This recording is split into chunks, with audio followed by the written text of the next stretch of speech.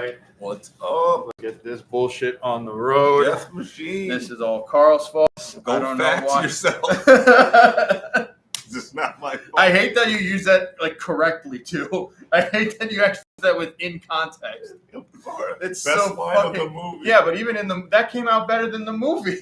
Like when he says it, it is so horrible delivery. Oh my god! Greatest. All right, we're already getting into it before we even get into it. So welcome you guys. We are doing Death Machine 1994. That is what I spun on the wheel last time. If you saw our Hellraiser review, and thanks Disney for giving us a warning. A warning. Taking our whole video down. Yeah, because we 2 hours gone of the most boring fucking movie. I don't care about talking shit about it. It was terrible.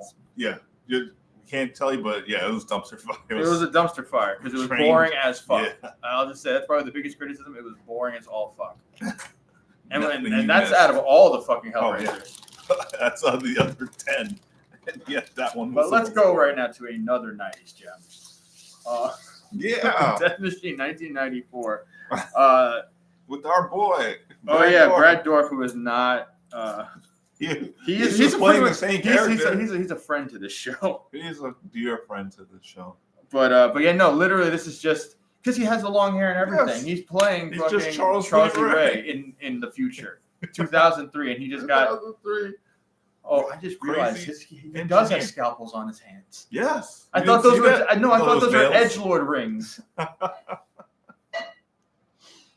He's a sociopath, and they employed him to make. So here's the thing: the plot of this is pretty basic. It's a technically a creature feature. It's basic and yet super unnecessarily complicated at the same time. Yeah, well, it's basic. People are trapped inside of a facility. Yes. There's a monster after them. Yes. And escape this facility escape with your the facility lives. with your lives, or kill the monster. So it's like Relic if it was really, really bad. Worse than it was. Worse. Because like this is, I did not expect this level of bad. Really? Okay, look, I was tricked like anyone else was back in the day when you would see this at Blockbuster and look at the cover, and then you see the hand coming out of the liquid metal. I remember that, yes. And the cover's kind of iconic for anyone that went to video stores. Yeah, we remember that. That's why I remember when we got on, I was like, I remember that. And I saw that Brad Dourif was in it, so clearly it could have been gold, Carl. Yes, because he doesn't show up on our wheel multiple times for other terrible stuff. But tell them what we experienced when we even looked for the movie. So this is on Tubi, if you're actually curious to watch it. And usually when you type in death, it's one of the first things that'll come up. Especially since at least in the first row. Which, by the way, this movie has been on Tubi for a long time. Yes. I remember putting this on the wheel specifically because I saw it on Tubi. We never touched it we never touched it until now, and it's still on Tubi. So you would think it'd be like up there. Yeah. No, you have to dig through all when you just type in death. Like 4 or 5 rows. Yeah, before you even get to Death Machine. And it's wedged between 2 nothing movies, like a Charles Bronson movie. Death Wish and then something else. Like Death Wish 4 and not even like the first Death Wish. Yeah. I was like, wow, this movie is loved. Yeah, and I mean, I'm so glad it's on Tubi because I was not paying for this bullshit. Like, if we had to pay for it, I wouldn't pay for it. I would have canceled this podcast. Piracy. We would have picked a different movie and done something else. But yeah, I mean, I would have pirated the shit out of it. No shame in saying that. Honestly, this movie actually never went to theaters. Nope. And this was. I was trying to look up the director. It's Stephen Norrington. Which, by the way, his credentials are. It's almost like it gets good and then bad. So he did Blade, the first Blade, which is arguably great movie. Yes. As campy as it was, great movie. And then his other one was League of Extraordinary Gentlemen, which was pretty bad, which might end up on the wheel at some point. You know what? That would be at least more entertaining than this. Yes, because I mean, one of the biggest things. Well, we'll get into it, but like I said, so the movie kicks off with Mad Max. By the way, it's in the near future. Yeah. By the way, but I think the year they posted was 2003. I think it's supposed to take place in 2003. 2003. Yep. 03, which is hilarious. Yeah. What our 03 is, and how advanced the future's supposed to be. Yeah, which by the way, it's like you think it's like a post-apocalyptic thing, but I think what I was like. Are we in Mad Max? because the movie you just see bodies and cars on fire, cars, bodies everywhere. and then I'm like, all right, and I'm like, what was it 4 death troopers walking into like this diner? Yeah, it's a diner. Everyone's dead in there. Everyone's dead. And what do you see? Just a robot just ghost punching a wall. And I use the word robot very loosely. Robo Cyborg Man is just punching the wall, and there's one woman survivor, right? One woman survivor. Which, by the way, the armor looks like it's made out of cardboard. It is what looks like it is. It is made out of styrofoam cardboard. It is so shitty looking. It's like the things you'd see at a laser tag. Yeah, exactly. It'd be like they wanted to make you look cool with your whole outfit and shit. They gave you these puffy pads and stuff, and black armor. Yeah, and they gave you these crazy glasses. Which, by the way, how does that even fit around? How does that work? We'll get to that. Doesn't fit. But yeah, and so he's just punching the wall, and the 2 death troopers come in, and the guy's about to shoot. He's like, "Wait, no, he's glitching. He's gonna overload." And he fall. By the way, when he fell on that stuff, I was like, "Oh no, that stuntman really hurt himself." Yeah, he's like, because he went straight for bam. You just hear, "Oh," and like that didn't even sound like he was acting. Like it sounded like legit. Like, "Oh fuck, no, I fucked myself up." I broke my nose. Because he just punches it, and she's like cowering, and they're got their guns, but there's like, no, he's gonna glitch out. And then he's like, and he's like saying the words like, and he's done. And he's done. And then after that, you get it kind of cuts. It's a big media storm flare up for this company. What's the company's name? Shank. Which just sounds terrible. It doesn't sound right. I will just say that. I had to think about it for a while. I'm like, today I was like, I had to think about it. Like, see, that's why I was trying to go with Shank. Maybe it was meant to say no. They called it. They say Shank. Shank. It's CHAANK. Double A. They were dying. Yeah, no, look, dude, I'm telling you, this movie was written by 14-year-olds. That's what he said. They don't know. Like, I'm telling you, for someone that reads, just watch sci-fi. Weekend. For someone that likes 90s comic books, like Image Comics, this reads like an Image comic from a random writer they gave a chance to. Everything you can in that era. Yeah, and just kind of lob it in there. And honestly, this would actually play as a good comic book. Maybe not from Image, but like maybe Vertigo or Dark Horse. Dark Horse, do Death Machine. I mean, I think it would be a lot. It would translate better than this shit. Because they already have a plot that they stole from another movie. Now, and then elements that they've stolen from every other movie you could think of. When you see the fucking guy in the mechanized armor, cyborg. What you call it? It's RoboCop. It looks. He looked like exactly what they were trying to make. A cheap RoboCop. It's cheap RoboCop. And then we're also getting ripped off Universal Soldier because the media flare up is your new weapons project is out of control, and these guys they killed like 30 people. A lot of kids apparently. Kids are dead. Someone has to hedge a roll for this. Someone has to take the fall. And so she's going back to the office with security. What's hilarious? Did you notice like one guy just punches? It was another woman, and I was just like, damn. Yeah, it was like one woman. Yeah, just and she just clocked her. It was like, what's security doing? Oh yeah, they literally they pushed her into the punch. Yeah, she's like, and the guy's like pushing her. Yeah, pushing her back like she's a fighter. Like, no fight. I was like, what is going on? And she just takes it and just keeps going.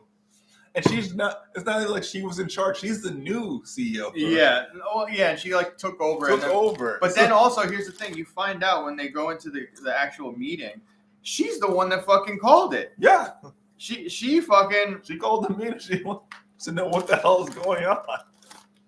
And she's like, and look, let me tell you why, because this actor also, this is actually the debut of him as well. Really? Because we've seen him a lot. Yeah, he's in a lot of stuff that I actually like. Where's the cast? I believe it's not here we go. Richard Brake. Yes. He plays Scott Ridley. They don't even try. Note that name. They don't Scott even try, Ridley. Guys. Okay, we'll move on from here, but remember they that. Don't even try. But yeah, he plays Scott Ridley, and he's in 31. Batman Begins. He's Hannibal, in Mandy. Barbarian. Oh yeah, he is a barbarian. He's the fucking crazy abductor. Yeah. Yeah, he kind of plays like he doesn't play anything good. I've never seen him play anything good. He's always a bad guy. He's always a bad guy. Like crazy. Yeah, in this one, he is a smarmy CEO. He's a smarmy CEO or like COO, I think, because she's the CEO. Yeah, and if you look at the meeting scene and stuff, the room, I don't know what it was in the 90s for sci-fi movies. It's dimly lit. It's like Demolition Man, OCP, RoboCop. All these dimly lit rooms is just giant like office theater. Yes, and then everyone has too big. They're evil because they have slick back hair. All of them slick back hair, smarmy faces, all wearing like jet black clothing. They're just like, what's this going to do with our sales and the prices? And we got to think about our investors. It's very typical talk, and by the way, the dialogue in this is fucking dog shit because they talk. I can't get through this. It's so hard because number one, they're all. I'll give the guy that's playing Scott Ridley, Richard Brake. At least he's trying. Him and Brad are trying. Yeah, they are both. I don't know about Brad. I don't know what the fuck Brad is doing. He's just playing Charles Lee Ray. Charles Lee Ray is an engineer. No, Charles Ray, he was stupid. Well, it's an engineer for a different company. But he's all right. We got. Yeah, I know. This is, all right. I didn't think we're gonna have a lot to talk about this movie. There's a lot of stupid in this movie. It's boring, crazy, and stupid all at once. And oh my god, I'm telling you, just listening to them talk gives you brain rot. My gosh, it's really bad. So they're trying to figure it out, and she's like, what is wrong with you guys? We have to do this. And where is he? He's not even here. And then what do we cut to, Oscar, when she says that? Pans out to him watching the board meeting from his basement. Oh yeah. Department. His department, his lair. His man lair. Which like does he live there? Like it seems like it. It seems like that's because all his stuff is there, all his figurines and everything. By the way, it's like this is the weirdest relationship for like a company and an employee that I've ever seen. What is the relationship? Why would you hire this guy? So even if he's the most genius of geniuses, that's really what they said. Never hire this guy. He's invaluable. No, he's fucking insane. He's insane, and he's disgusting. He's a psychopathic, insane. And guy. He literally, just chewing the whole scene. He chews up every scene he's in. Like they were just like, let Brad just go, just do whatever. But by the way, I need you to inject this into yourself real quick. What is that? Oh, that's meth and cocaine. He's like just wired the entire movie. But because he is hamming it up in every single scene. Because as we say, and you guys will know our isms, we always say this movie there's secret porn in this movie. No, in this one he's watching actual porn. Yes, on one screen he's watching Cade. Yeah. And then another scene, in another thing, he's watching actual porn. And then the third screen, he's watching cartoon. By the priorities. Way, it's a cartoon that just loops the same thing. It's like this guy that murders a dog in 3 different ways. Yeah, and it's looped. It's nothing else happening in this cartoon. It's looped for hours or something. You type in YouTube dog getting murdered, and they put the 3-hour loop. 10-hour loop. But it's insane. I don't know what this whole weird thing was back then. When you had you were the edgy dude if you had multiple TVs playing different shit. Like mid-90s, you're like, oh yeah, I'm in the system now. Yeah, and he does a lot of talk about hacking and shit like that. I tell Oscar, drink. For every hacker jargon, you're dead in minutes. These beers would be gone in a matter of half hour of this movie. So they still don't even call him up to the board, but he just shows up at her office. Oh no! What happens is she goes to visit him, and then she goes to visit. And then that's where you see what the layer. It's like it literally looks like a shitty thrift store. Yeah, because of all the it's garbage. She goes to him first. It's not even like everything's organized. No, it's just wires and bullshit everywhere. Figures all over the place. Yeah, wires. They close up on this rubber snake so many times in this movie. And the Mumra.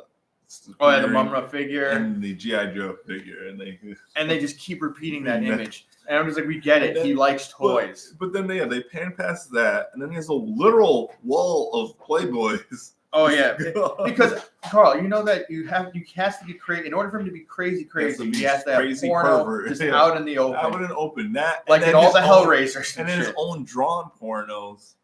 And this is just out. His own drawn porn. I forgot. This is why I asked you: is he the only one that works in this department? Apparently, Because I mean, did you not see, Carl? He has no crazy graffiti on his door. Graffiti, yep, and multiple slide because they think this is the future is going to be these sliding blast doors that come up and down like all over the place. And I'm like, oh, yeah, I checked. I think we're good. But you know what it reminds me of? He reminds me of, you've seen Grandma's Boy, right? Yeah, she doesn't. He's like, he is a shut-in, but she doesn't fire him there. Why not? Why didn't? Oh, because she has to get apparently the vote of the council. Because remember, she tried doing that. He straight up threatens her there. He's like, he straight up threatens her there. He's like, I got your bank account, your address, all this stuff. Should have been fired then. Right then. Dragged out by security.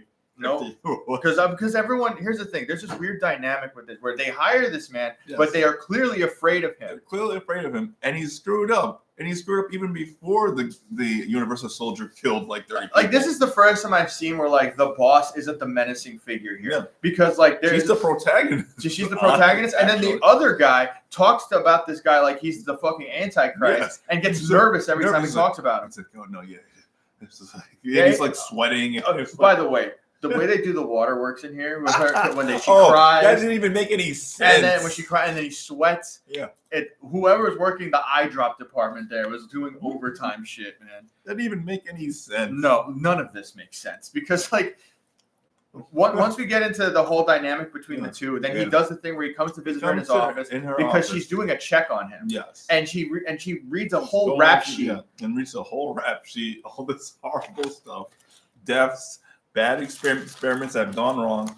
The soldier program are using like KIA or MIA vets and wiping their brains and making them these mindless cyborg zombies to do the company's bidding. And some companies, if I pop for piss, like fucking weed on my piss test, and then also kind of hinting that he killed the other CEO, basically. Oh yeah, no, he said that. Yeah, what happened to him? They said it was a shark attack. Which, by the way, who came up with that excuse? Because even he was just like, yeah, is there any sharks here? No. How do you even come up with that excuse? That's the best cover-up. You get shark attack. And by the way, not a big cover-up because they just apparently accepted that. There was no investigation, nothing. Well, as we'll see with the cops in this movie. The two cops. Oh, the two cops. Two more. And like... but and then after that, what you call it? Actually, I think it's just the one guy. Actually, yeah. So now he just threatened her, and he's threatening her, but he also is like he wants to get in her pants. He's not even. By the way, subtle. The way he just uses hacker jargon instead of actually saying I'm literally. Think of any sort of incel fucking kind of person that doesn't know how to like actually hit on a girl. Oh my! This is exactly what he's doing. He's just trying to be creepy and weird. Our components can go from parallel to perpendicular. That's like the stuff he's saying. Yeah, that's the like hacker jargon. Oh my god, it's disgusting. I mean, look, man. As much as Brad Dourif's trying to ham it up, the dialogue makes no sense. He pulls out a handgun at her. No, not even pulls it out. He's like going through his pocket to emptying his pocket. Not like pulls it out to pull. He's just emptying his pocket and then puts a handgun on the table. I mean, he's like, "Oh, here, hold this." Hold this. Which, by the way, I'm like, how did you not? Why do you have a gun? Why do you have a gun? And number two, why are you just handing it to her when you're clearly pissing her off to the point where she's going to kill you? And he's saying all this stuff, and then he's like, "Oh, look, I have this," and it's like an old, like 10-year-old Playboy, and she's in it. She's in it, and she's like, "I had to do that before." And it's like, I'm like, first of all, how would they not know about that? Also, as you're the CEO, but. And Oscar said with the fake thing is she gets the gun and pulls it on him. He's like, "Ooh, what's this new development?" He's like, "Yeah, do it, try it," because he's insane. He doesn't. Yeah, of course he's gonna pull the gun towards himself. Single tear, like she's actually about to kill this guy. Oh yeah, which by the way, there was really no like, and there was no elevation. No elevation. Here's the thing: as the acting is very bad in this. As much as they're trying, it's bad. And the thing is, this movie is very much trying to be character driven. And it's not working. At least at the beginning. Because what would really happen is you're fired, security, roll credits. And the movie's over. No more Death Machine. No more Death Machine. But no, they just keep letting him go. And so he leaves, and she just puts the gun down. Yeah, which, by the way, you should have kept that gun. She never kept it. She just had it in her office. I'm like, what is happening? And then Brad Dourif catches wind that Scott Ridley trying to murder her because yes, she's causing him problems. They're going to use her as default, so they'll murder her and say like she did it and committed suicide or died. Yeah, but it's all blame on her. And then Brad Dourif's like, you can't do it because that's his. He has that weird like incel stalker mentality where he's like, that's my girlfriend. That's my girl. Yeah. Like So he's like, yeah, you're planning to. Don't. What did he just say, Oscar? My sweetie puss. Yeah, it's like. Oh man, Richard Brake is trying so hard. They're both trying so hard, and this is so bad because he's like actually acting like, dude, you don't have to try this hard. Richard Brake, he's Scott Ridley. Yeah. They don't even try. Don't even try. Scott Ridley, by the way.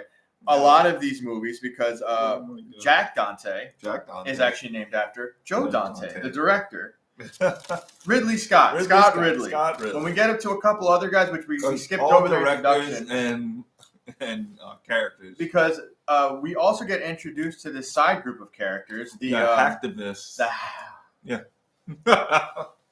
Well, right before this happens, a truck pulls up to the air conditioning truck pulls up to the compound, to the office, and these two guys get out and start like drilling into like the mainframe infrastructure under the building, like the tunnel of wires, so they can hack into it and get the whole like 3D virtual map of the building. And then you find out that these guys are like. They're actor. Don't say hacktivists. That's what no, don't call them that. I refuse to call them that. They're like they say they're humane, like humanists, like humane something like warriors that. But, or something. Yeah, but the thing is, they're gonna like delete all the stuff in there and like they're gonna just because they don't want them making these weapons projects and stuff, so they're gonna basically just blow it up. Yeah, like just destroy the company. Yeah, kind of some fucking Project Mayhem bullshit, you know? Because they're talking. He's talking to. I call him Heidecker, but he's actually John Carpenter. And they don't even try. He's Carpenter, but John Carpenter. Ridley's talking to Carpenter. Oh God! The other fucking names. Smarmy CEO guy. Oh, which by the way, you know who John Carpenter was? Who? He was Porkins from Star Wars. That's his biggest claim to fame. He was Porkins in Star Wars. How did he fit in that tiny little cockpit? So he's like, oh yeah, we gotta get rid of her, and then because he's always watching the feeds. Chucky, he's just Charles Leroy. I mean, he is like there's no. He's always watching the feeds. So it's like if Charles Leroy was still a teenager, and they gave him a big company engineering, and he job. Listened to a lot of new metal. Yeah, like. They're like, we're gonna give you a big engineering job and all the money you want to just experiment on people and stuff and make your own death machines. Yeah, he's trying to make a super soldier, but which I don't get why they have that project. And then this project too. Yeah, that's what is. No one checks on this. No, apparently not because the half of this movie is about what's the main girl's name? Kale. I thought it was Kate. It's Kale. It's Kale. But. Is her trying to figure out what is actually happening in her own company. Yes. And no one knows. And then, and she's just like, because half this movie, she's like, I didn't know. I didn't know. And except for Porkins here. Porkins knew everything. Porkins comes back. They both come into the office because there's commotion going on. By the way, no police. No police, of course not. Because Charles Lee Ray confronts the guys like, I was with you, Scott, and then you mess up. You went out. You're going after my girl, my sweetie pie. And so he's like, I have this switch, this dead man switch controller. He's like, what's that? Which it literally just looks like a walkie-talkie. It's just a walkie-talkie. It's just a walkie-talkie with a red light on it. Yeah. He's like, what's that for? He's like, oh, you're about to see. And then you see from the vision of this thing approaching the office, and it's, what is it? He is chugging that for the scene because I bust out laughing. Oh my, it looked like it looks like the video you would see like before like a game cameraman level or the Steadicam was doing for that scene. It didn't even make sense because the way the feet were sounding, it was. But the thing is like going like this, like crazy, like. And by the way, it's at the basement level, so once it gets to like. Not only that, if it's on a machine, why is it so bouncy? Why is the thing on a spring just going around everywhere? How is this thing able to see? they kind of messed up because that's not a good reveal if you have to wait like 2 minutes for it to get to the 50th floor. Like, because he's like, it's coming, and it's like it's actually real time, like going through all the corners, like a full 5-minute wait. Because Richard can hear it, kind of like, and then he's like, I gotta get out of here, and then he starts running through the office. By the way, funniest run because he's like, he's not even running. He's like, oh god, no. He's limp wristing it, man. And then the thing, then you kind of see the thing. We don't get its full like view yet, but you kind of see the thing has like, and I was like, it's RoboCop 2. That's it's that. If you guys know that, it's this big hulking machine. Yeah, but that's done well with claw. Actually, a good, interesting design. Some of it doesn't make any sense, as I'll get to, but it was like interesting design for this thing. Yeah, they had ambitions and they failed because it looks fucking horrible. Ambitions and they failed. This is all you. Yeah, that's pretty much the movie that they have here because they had ideas, but it sucked. Because he's like, oh gosh, oh no. Before that, why does he let Charles do this? He starts punching him with the walkie-talkie, like breaks his cuts his head. I'm like, fight back. Like, what are you doing? I know you can't be that scared. You can take this guy in a fight at least. Yeah, right. But he's like, no. And then he runs into the office. The thing chases him down and just rips him to shreds. By the way, and it's so shittily done. And that's really bad. I mean, because you just see because the biggest thing are the claws. Yeah. Is these crazy rapid moving claws. Spinning death claws come at you. And then of course, he's in an office with like Edward a lot of paper. So they use the paper floors to cover up any action of the guy getting killed. Because a lot of this is from either the POV of the machine or it's just barely out of frame. Just Edward Scissorhands. It's just because they did not have the budget to keep that thing for long. No, of course not. There's just these 4 claws stabbing at you, and you see some blood fly up. Yeah, and that's about it. And then once again, they get called. They get called in. No cops. No cops. Just for some reason, I guess security called them. They're like, hey, someone died. Something went down on the 50th floor. But there wasn't even security here, was there? No, there's no. That's why I was like, what is happening? Where's security? Because that's what. How is he even notified that anything happened? The humanists, the hacker guys are like, oh, it's clear. The building's clear. We can go in and do what we go and do whatever the fuck we want. Yeah. I was like, how's the building clear? Especially what's inside the building. There's no security. Nothing. And this is a high-tech weapons company. There's weapons in there, and there's billions of dollars in credits in the mainframe. And they were just all over the news, and yet there's nothing. And it's just they because as soon as 5 o'clock's done, Carl. Yeah, everyone's out. Everyone's out of work. That's the only good thing in the future. Like you actually, when you get off, you're 5 off. p.m. We literally 5 p.m. is 5 p.m. Get the fuck out. Get out. Everybody get out and don't come back. Shank doesn't mess around with that. Get out. We're just gonna call it Shank. I don't want to say the other thing anymore. Shank doesn't mess around. Mike, that's literally no. He'll actually say it. Don't literally, say it. Literally on the doors, on the building, it says that they were proud of this name. Oh, they were proud of this name. They were proud of a lot of things here, Carl. I love how that's the future, Oscar. To use any surveillance, you have to put in like a mini VCR. When the guy said, "I have the tape," I'm like, "This is supposed to be the future." We were by 2003. We were on DVDs. We had DVDs, yeah. But I don't think we even had floppy disks anymore at that point because they do use a floppy disk. They use a floppy disk, and they do. Because anytime you need to watch a camera, you have to put it into the you have to put it in the VCR. And by the way, he didn't even play anything. He just freeze framed 2 shots of the guy in a weird position where you can see it is dead. Yeah. And he's like, look at this. It's the monster. And it's nothing. It's like paper flurries and like a little bit of wires that they show you. Yeah, that's exactly what it is. It's ridiculous. She's sitting there like, this is all normal. I'm like, punch him, run away. She's just. I love though the first move she did was just like, oh, the old boss is dead. Now I'm the new boss. I'm firing that asshole, and that's exactly where she goes. She goes to the computer, and now she. Well, why didn't you do that yesterday? Well, because now she wasn't in charge then. But because immediately it's not like there's lawyers or attorneys that have to get involved. This was like she was called in tonight for an incident, so she's like, I'll fire him now. Because she's in charge now. That's how it works. It just immediately jumps to her. There's no deliberation, no contact with the council. Like, what is it, like 12 at night? Oh no, I was called in. I'm just gonna fire him now. Yep. She does not like that. He doesn't even notice that. He's like, you fired me? No, he literally does. I mean, he does eventually. He does eventually, but it's like, what do you think she's doing at that table? He is blinded by that puss. All right. Like he really wants to. He's like, I thought you said you finished, and then he realizes she's actually cutting it out.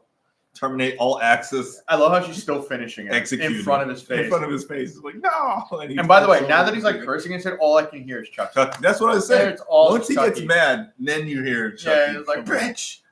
And I'm like, that's exactly what Chucky sounds like. And then there's a point where he laughs, too. Because Ridley's dead now, she's fully in charge. That's what I'm saying. So that's why so immediately now she can fire him. Yeah, but no, he still wants it too bad. So he's not going to kill her. Very disappointed. Yeah, he wants it so bad he will not kill her. Because then the Oscar doesn't want me. The humanists. The humanists. Do not say hacktivists. I fucking hate that word. They come in with they're strapped. They all got pulse rifles. Yeah. By the way, pulse rifles still a thing in a lot of these futures. Yeah. Well, it doesn't matter because one of them is named is Wayland. Well, and what's the other one? Oh, the Asian one is named Yutani. And by the way, they want you to know that he is as Asian as possible, even though he's clearly not fully Asian. Probably mixed or something, but maybe not even. Maybe not even. At best. At best, he's a half of something. But yeah, Wayland, Yutani, and who's the main guy? Sam Raimi. They didn't even try. No, it's literally written by a 14-year-old. These characters, the dialogue. I can actually picture watching it together today. He's like, "This was written by 14." Literally, I'm like, then the eco terrorists come in, and then they activate the machine, and now the machine is chasing them. All of them have to get out, and there's still no police. So the humanists zip tie everyone, ask for everyone's access cards because their whole plan is get through all the blast doors because you have to use both access cards at the same time. Open the mainframe, blow. What they wouldn't take the creds? That's $350 billion worth of money. They're like, blow it up. Blow it up. We're sending a message. We can't use that money for anything. I'll say this, man. At least they're sticking by their principles as stupid as they fucking are. Because, by the way, these are the worst terrorists ever because they fuck up so much. They fuck up so much. Especially, like you said, they're so determined to the cause and what they do. Doesn't make sense how they operate. How incompetently they operate. Because, there's a point where, they're holding these people up with these giant pulse rifles. But they explain that they're all blanks. Yeah, they say there's no actual bullets. It's all blanks. Which by the way, when it's even what if funnier. Someone calls the cops? Exactly. What if you enchant security or something? Yeah, you need some kind of deterrent. If you even detected the building was free, but security came in afterwards, what do?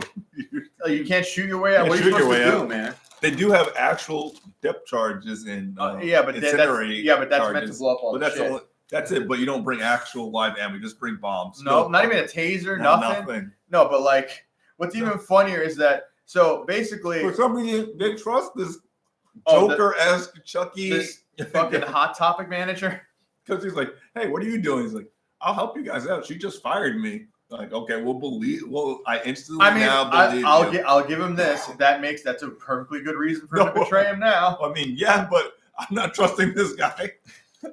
Well, that's why you're not a fucking humanist. I'm sorry. I wanted to say a hacktivist. You were about to say it too. I know. Fuck that. I hate that word. Because sorry, you're not a humanist like them. You're about to say it too. I am. You can't help but say it. But yeah, he takes him to a weak point, and the walls. Well, a weak point. He easily finesses them. He's like, "Oh, we can't go through the forward way, just through the blast doors. That's going to take too long.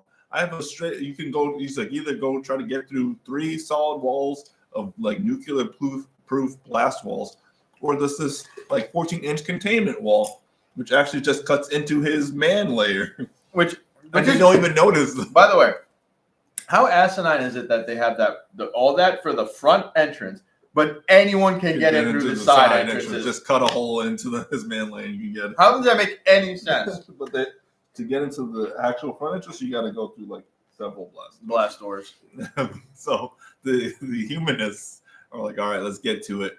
They drill in, and then he just runs in front of them, hey, and he's like, whatever, he's weird. Yeah, that's exactly how they brush it off. It's not like, oh shit, this guy we don't know about now. An unknown quantity in our plan is just running off into who knows what we just ran into. Yeah, whatever. We by the way don't have real guns. We don't have real guns either, but whatever. And I love how they I guess maybe they're trying to act like it. Honda just standing supposed to. By the way, once again, they code him so Asian. They put the rising sun tattoo on his face. That guy's supposed to be Asian. Yes.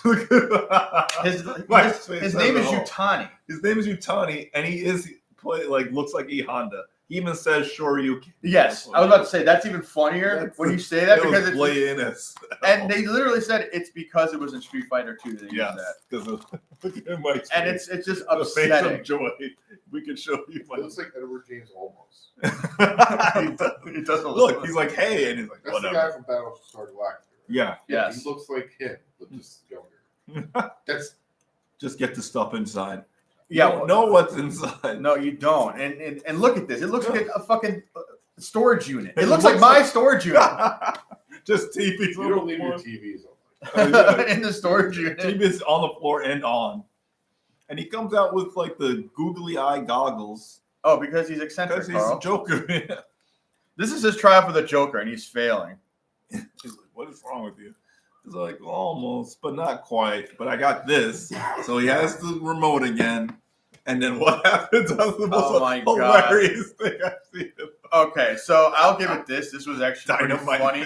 But like, what happened? There's actually a few funny things that happened. I don't even know what happened. There's a few funny stuff. Number one, he tricks him into going into the death machine's lair. He turns on the death machine. Yes. And then all you see is the crazy head spinning and then the claws spinning, going. the head spinning. But then what happens is punches Waylon with a dynamite punch. Yes, and or something. So no, here's what happens though. It's what's funny is that they have guns with no bullets. Yeah. The guy started firing his weapon, and I'm like, "There's nothing in there. What are you doing?"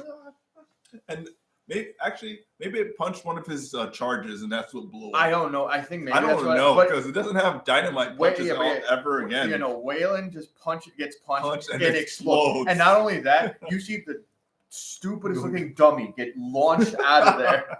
Yeah, and just some guys just like this. And then that's Raimi that flies. Yeah. Waylon just gets this. Oh, he gets disintegrated, but Raimi just and it's literally like the dummy from Fresh Prince of Bel-Air when Jazz gets thrown out. Literally that just flies like 100 feet back. And they try to cut it so seamlessly. How is he not dead? He's fine. I'll give him this. They tried so hard to make that cut look seamless. Yeah, and it almost rolls worked. Back as the guy. As the actor. And I'm just like I'm fine. They almost had it, except that dummy was fucking really bad. So he's getting out of there because the death machine is chasing them now. And Heidecker here, or Porkins is like, we gotta get out. What do we do?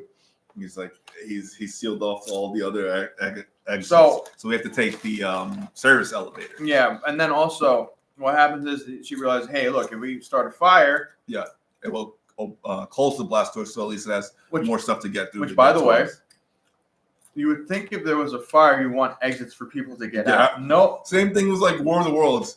Fire doesn't mean close off the fire means open them and ventilate the place so we can get out. Get the fuck out. No, they're closing people in and then hoping that the sprinklers take them all out.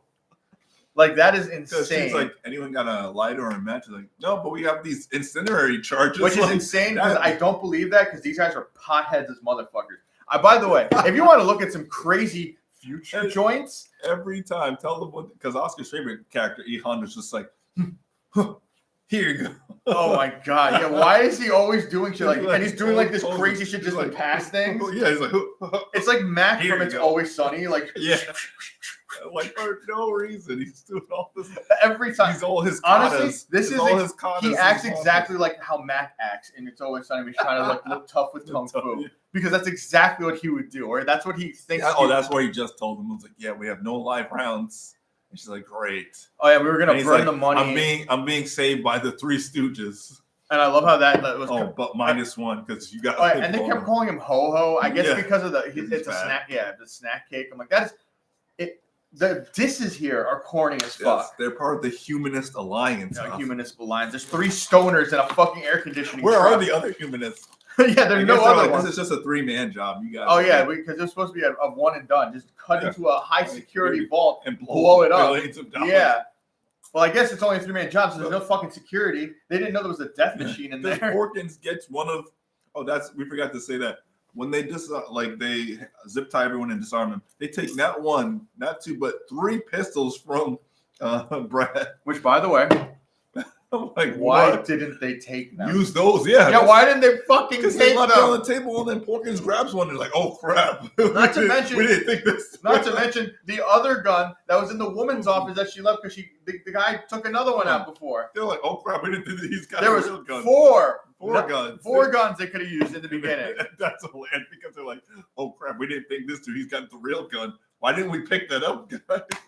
Literally, the guy goes, "Why didn't you get the gun from him?" And then also now the line delivery is so bad because he's a fucking psycho. And I'm like, oh, gee, it was the line delivery is the same thing. So like cringe. it's like listening to that Garbage Day thing.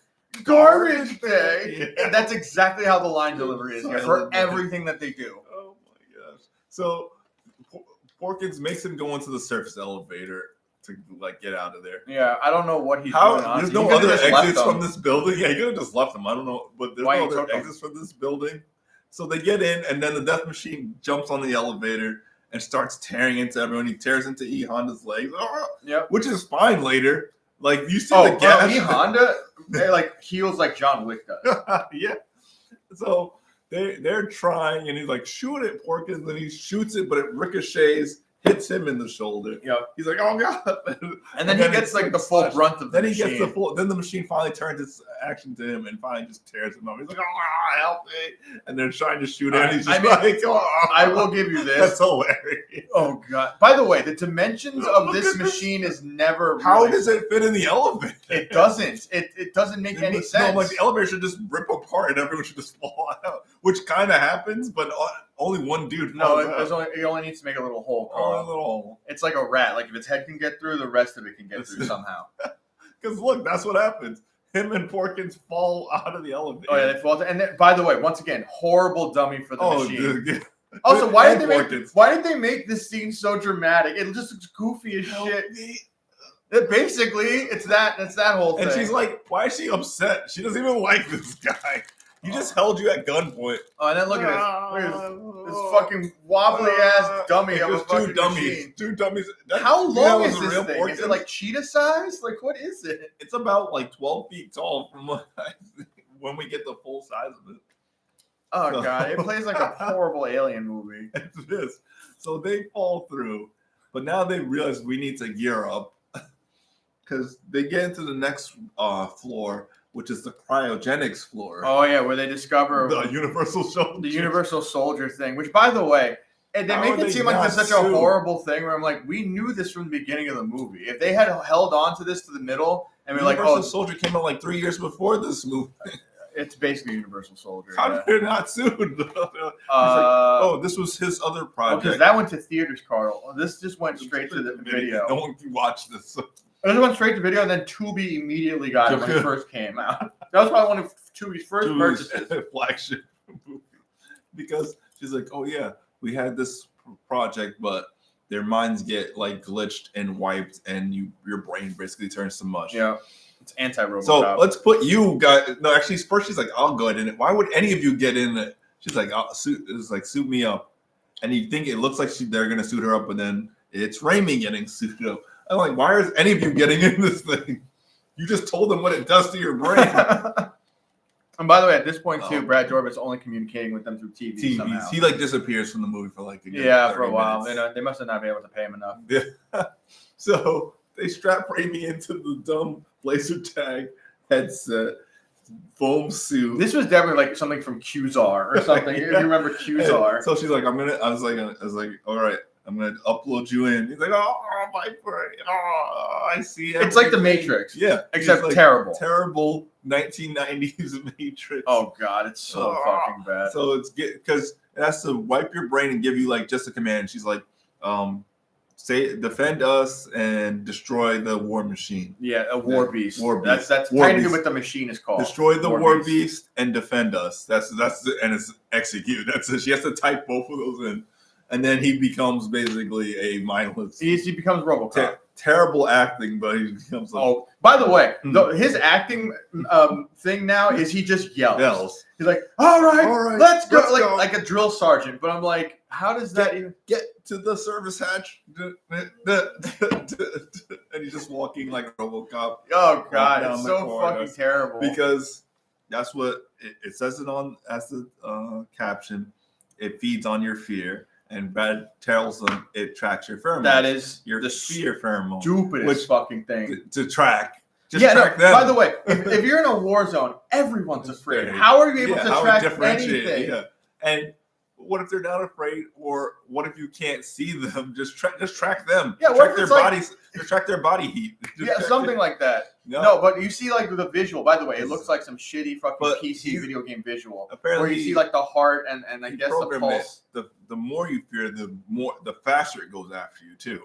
So even you're more scared, it's going to go after you even faster. Yeah, if you throw this in a war zone, then it's just going to kill everything. Yeah. Then you better tell your soldiers not to be afraid of that thing. Because then he's Raimi's now a mindless cyborg, so he's patrolling, going after the death machine. Well, yeah, which is weird. Do you think it would stick with them? Yeah, no, he doesn't. He just leaves, and they're by themselves. And then still, they don't have a gun because they're trying to get guns. And then Brad comes back into the movie and shoots E Honda. That's what I tell. Like, E Honda, no. Yeah, shoots him through the shoulder because they got these mega pulse rifles now. Doesn't kill him. Leaves him there. By the way, he already got stabbed through with a femur. And now he has a gunshot. And he has a gunshot wound. And he looks like he's suffering here, but then after a little while, it just stops. And he's not even suffering from the leg. He's suffering from the gunshot. He looks delirious. And then Brad takes her back to his lair, doesn't tie her up or anything, and he's like just doing the same pervy hacker euphemisms for sex. Yeah, and she's like, what'd she say? I'd rather have a chainsaw up. Up my asshole. I'd rather have a chainsaw on my asshole. And then she knees him in the nuts and stabs him and gets out of there. And then you don't see him again for another 20 minutes. Well, here's the thing, too. This is what annoys me, because the plot after this is like, okay, we need to get through the blast door. So I think their idea was now we have to seal ourselves in. I think. They want to destroy the mainframe because that. Oh, because it's all in the middle. That's what they're going to destroy before. Oh, okay, that's what it was. And so they get to the but this is what happens when she leaves and she meets back up with Yutani. Yeah, she goes, okay, we have to get to the mainframe, so we have to get the code, and only Raimi has the code. So why does he have the code if you jacked him into the Universal Soldiers? But here's the thing: they literally say after just turning him on, we have to get him back, put his mind back in, so we can get the code. Yes. So why did you jack him in? Yeah, and without not take the code first, or why did you put him in there anyways? Yeah, literally, they have to change their whole plan. So they have to go find him, who's tracking the beast. So it's a circle, basically. Yeah. By the way, they still do a complete circle because they have to go back to where they started in the beginning.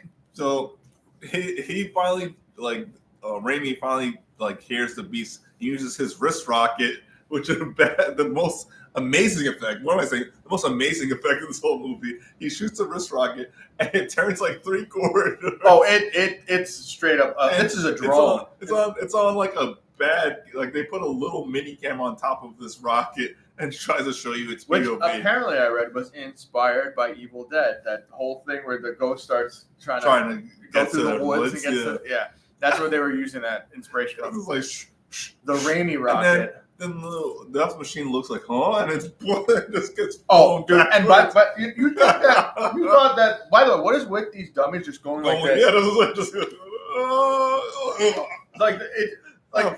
you think if it blasted backwards, it blasted him forward like a Muppet and just launches him all the way out there. And because then we finally see it, I'm like, it has so many wires exposed. How are none of these wires getting severed? The 8 explosions. Like this thing is like not like indestructible. Like to a certain degree. Look like actually no, it is because it never gets fucking. Never get ruined. No, it never got ruined.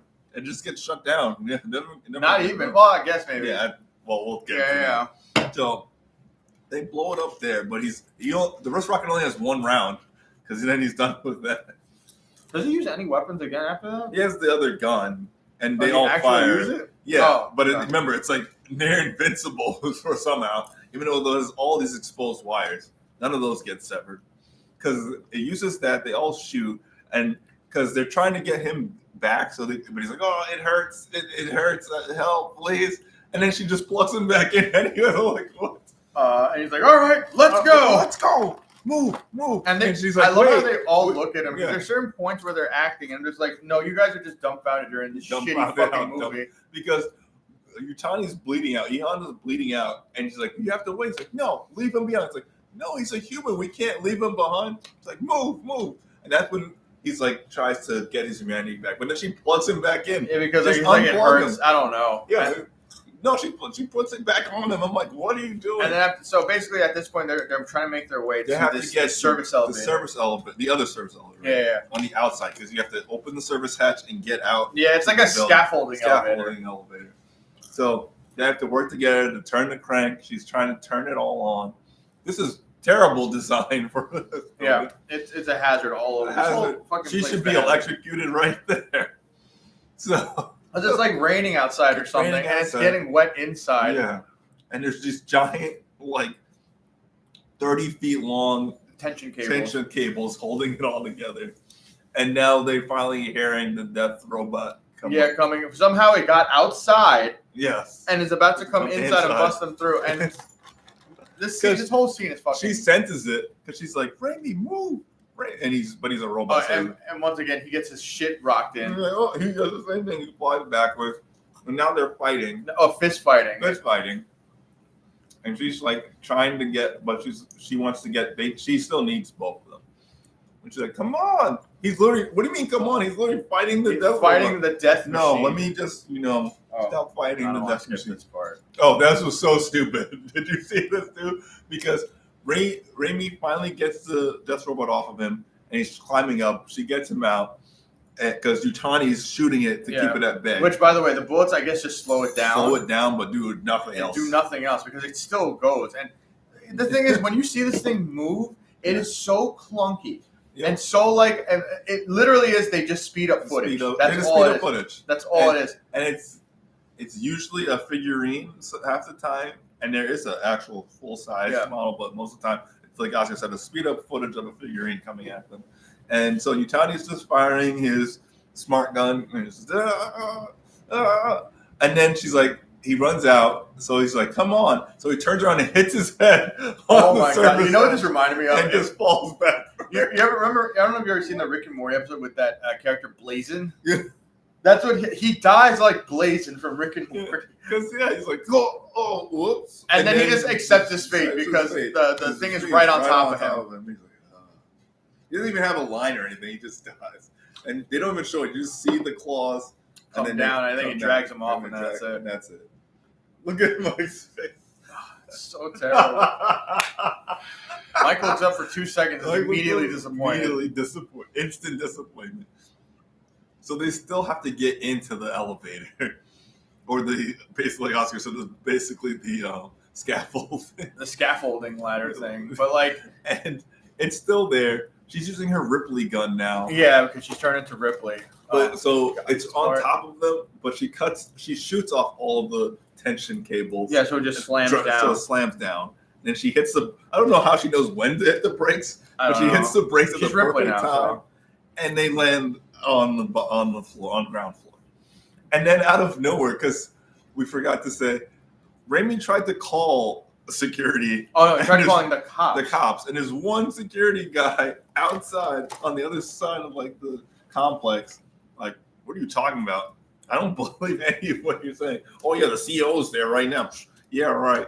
I don't believe shit. Yeah, worst cops ever. But then, why did he show up there then? Out of nowhere, when they crash into the ground. Look, maybe this isn't a high volume area. All right, maybe they're actually in a nice neighborhood. Because he comes out of nowhere with the gun. He's bored. Does he not recognize that she's the CEO? He's like, you, both of you, hands up. And she's like, yeah, whatever. She turns and he just shoots her in the leg. I saw that. And I'm like, what the fuck, dude? This is busted out loud. It's so poignant for now. Because she's not armed or anything. She just turns around and he shoots her in the leg like that. And he's like, this is a white lady. Yeah. That's insane that they did that to this poor white lady. Because Raimi's like, you freaking, what are you doing? And then he hears the sound and he looks up. The death machine just crushes the cop. By the way, the shittiest effect of it coming down like this, and just crushes the cop. So now they have to go back in, but they're doing what the original plan. Go through the front. So they have to go through all the blast doors. They have to keep opening them, and the death machine's slowly getting to them. I don't know how it's not tearing through these tinfoil doors because they look like tinfoil. Not only that, the thing that kills me is that like when the way that the doors work is asinine. You open it and it opens forward and you have to climb over it. And then you got to climb. And then not only that, they didn't immediately go around and try shutting the doors. No. They started going to the other door to open it, and I guess she tried going back. But they keep leaving depth charges, ground charges to blow it up after every door, which does nothing to the machine. No, it does nothing. It doesn't even slow it down. Yeah. Oh, we got really quickly because he's like still wigging out, and then she just puts a chip, and he's fine. Yeah, he's fine. He's cool. And now he has armor. Now he just has armor. So why didn't they do that? That's what I was like. Why wasn't that the thing? Why make him this mindless robot? Because he still has the armor and all the abilities of the armor. Yeah. So, like Oscar said, they keep having to go either crawl under the blast doors or climb over them. It's a really bad design. And they keep throwing charges at it, blowing it up. But then they get to the last door, which they needed both key cards for. Ridley's and hers. But then like, they threw a charge too early. And they threw the charge too early, so they both get blasted. But he's out. Randy's out cold. Yeah, he's out. And she has to climb over the final blast door. And then that's when the machine comes with it. And then guess who comes out of nowhere? Because somehow he made it all the way into there without the keys. Nothing. Oh, you forgot his excuse. He's a hacker. Yeah. He can get into anything. So basically, while they were outside with the cop doing all that bullshit, he waited in there. He waited in there for a good 20 minutes. Just like a real incel would when he wants a dramatic moment to come out. Like, fucking weeb. Okay, I'll come out of the shadows now. Because the machine's right on her, and she's like, oh, and it just stops. And then he comes out of the shadows with the remote. Like, I was like, you were in this room the whole time. And not only that, he does this whole villain monologue thing. And she does, by the way, at least she understands how exactly to play him. Where he's just like, she's like, you know what? I'm going to just say giving her too many chances. Yeah, he doesn't care. He still wants it. He wants it bad. No matter what. That's what's... And you know what? I mean, I'd probably still hit it. But I'm just saying, she's not even like that great looking, man. Like, oh, wow. She's not bad. I mean, I still hit it. I'm just saying. Oscar's mean. Because she is Ripley at this point. White shirt, tattered, gun. It's literally Ripley. Yeah, it's not even trying. They're not even trying. So she's like, "Oh, I'll be your motherboard." She's like, "Come give your motherboard a hug." Oh God. We could have had a nice time. What is he? He's completely delusional, despondent. I know he's literally like every Reddit mod that you could think of. And he's just all sad because he's like, now I have to really kill you. I don't want to, but it's like, my hand hurts from when you stabbed it. It's like, I'll make it all better. Oh God! And she just plays him. Plays him like a moron. She grabs the controller, fucking simp, and lifts him up. He's like, no, you can't leave me in here. It's like, yeah, we're gonna leave you here. You can play with this depth charge though, which is still accomplishing what they want to accomplish. I'm pretty sure that's where all the mainframe is. Right? Yeah, that's all around mainframe. Right. And they lock him in. He's like, no. And then he starts turning into Chucky. He gets mad. He's screaming at them. Yep. Like, you better, I'll blow you up and all that. So he turns it on. By the way, why doesn't he throw it at them? Once again, the teardropper person just went ham on him. And they gave him like a huge booger coming out of him. He was crying. Like, it was a lot. She doesn't have the machine rip him to shreds, but she turns it on for a second. No, she lets go of the thing, and then it eventually attacks him. Well, it looks like it's about to attack him, but I think what happens is the charge goes off. Oh, I think it was like just about to happen, and then the charge goes off. But look, no, that's what I'm saying. Shuts down again right there. That's the mouth. I'm not. And then she lets go. I'm pretty sure she lets go of the thing. Yep. But I think that's what it's like. Don't leave me here, and he blows himself up. No, see, and the thing attacks him briefly. Is that? Yeah. And then it just sort of ends. Literally just ends on that. It just ends on the door. Like, that's where it ends, Mike. Right? Like some bullshit Twilight Zone ending. Like, it's fucking stupid. Okay, Mike did a double take for this. At best, this is a Love, Death, and Robots like shitty skit. Oh, yeah, a half of the thought of it's fucking terrible. That's how it ends, guys. She closes the door and it ends on the word containment. You don't even hear Brad scream. No, you just hear like a minor explosion, and that's a minor explosion. And fucking stupid, man. And it shows you their names, Oscar. That's his full name. Sam Raimi. Oh God, they didn't even try. Literally, this is a script written by 14-year-olds from the 90s that read too many Image comics. So, Night with Celebrity. Oh, fuck that! Look, it's not a dumpster fire. It's a little above a dumpster fire. Yeah. And I don't care about this movie, but it's worse. Definitely rotten. We've had worse. It's rotten. It's rotten. Sure. But I was like, we've had worse. I've had way worse than this, and also, and like I said, sometimes this is so incompetently done on every level. Dialogue, acting, the editing in this is fucking insane with the quick cuts and the fucking POVs and shit. Oh my god. Fucking terrible. The dialogue is the one that the fact that it clearly had ambitions, but had like the only ambition was what's the fucking budget? What can we now rip off? Oh yeah, guess that budget, Oscar. That's because clearly this was made on like I told Carl $20 in a bag of hamburgers. I said that was a lot of hamburgers to him because I knew. But I'm gonna say for this for the time it came out,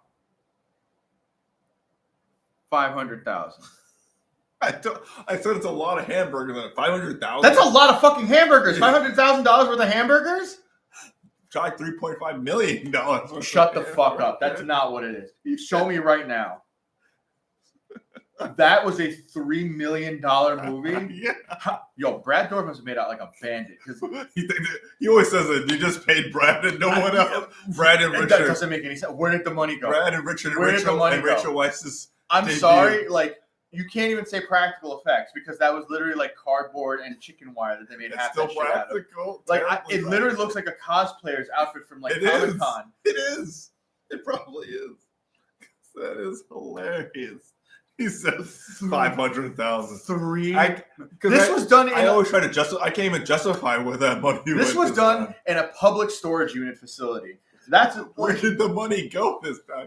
I was like, they have to pay for the mansion, or they have to pay for the whatever. Where did I don't know where the money went. With their fucking Doom effects from 1992 without a second pass at the graphics. This could have been made for 500,000, and it had this one. We joke. This definitely had to be a tax. Either it had to. They had to. TriStar. No, this isn't even TriStar. It's Trimark.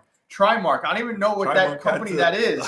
To offload some. It's like some British company. Or maybe they were going out of business. We're like, we have a Flex account. We got to spend this money. They're like, we got to offload all this dirty money to this movie. And I was looking at like the rest of the cast really didn't do a lot of shit. Like the main girl hasn't done anything. No, I don't know much. The guy Raimi actually, the only thing I've ever seen him from, he was in The Machinist. Yes, he played like the bad guy in The Machinist.